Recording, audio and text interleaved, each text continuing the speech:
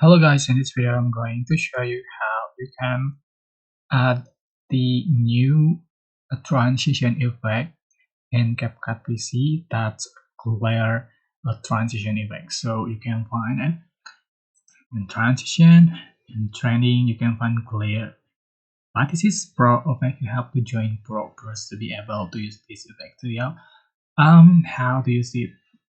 For example, you can select some images to the right, and right, just go to transition and select clear, and you can change body duration and apply all the clips, and after that you can see for the result,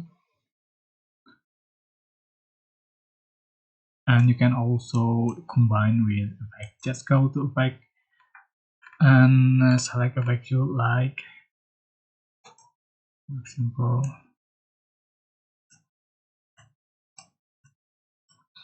and see the final result. So that's it. I hope this tutorial was helpful for you. Don't forget to like, comment, share, and also subscribe. If you have any question, please type in the comment section below. Thank you so much for watching.